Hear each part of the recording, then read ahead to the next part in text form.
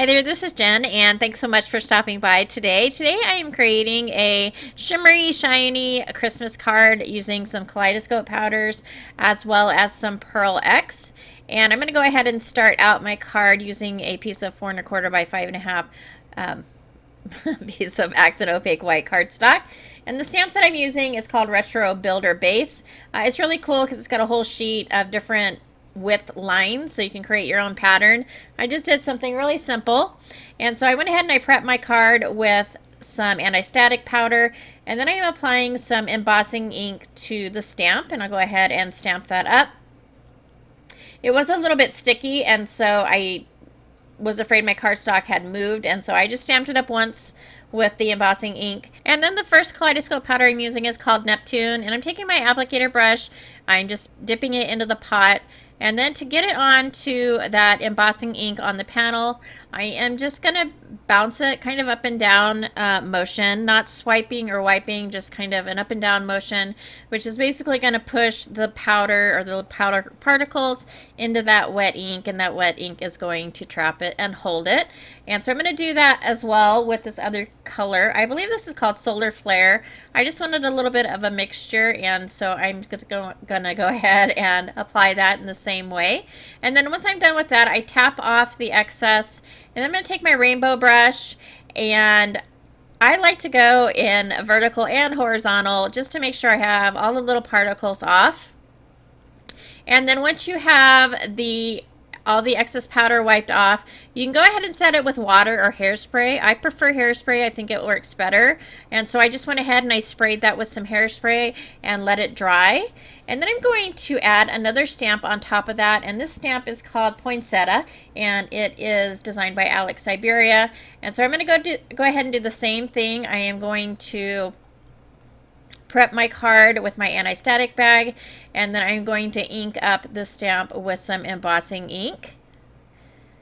And so I will ink that up, and I do this twice just to make sure that the entire stamp is captured. I wasn't really concerned about the lines, about it being really solid, because I just like that look, but for this I wanted to make sure that the entire image was captured and all the details.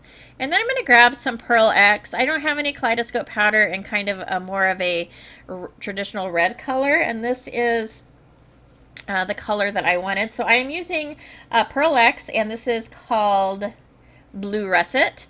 And this is going to be applied to the exact same way that I applied the Kaleidoscope powder. And the difference between the Pearl X and the Perfect Pearls or the Kaleidoscope powder is the Pearl X does not have a built-in binder. So if you mix it with water, you're going to need gum arabic to make it actually work the way that you want it to, where the Perfect Pearls have a built-in binder as well as the Kaleidoscope powders, so you can put them in water and spritz it over your project and it will create the look that you want. And so this is, again, I'm using Pearl X, and it works perfectly fine, just like the Kaleidoscope powders over the embossing ink. You can also use chalk or really any kind of powder. You can even take your pigment powders like the Brush-Os or the Cosmic Shimmer shakers. Any kind of powder will stick to the embossing ink. You just want to make sure you seal it with, if you're going to use the other powders that react with water, I would seal it with hairspray. But some of the other sprays, the fixative sprays, might work as well. And that's going to finish the panel for my card. And then I'm going to go ahead and take that Pearl X again and use it for my sentiments. And so I went ahead and stamped out one sentiment with my embossing ink and then covered that with that same blue russet color.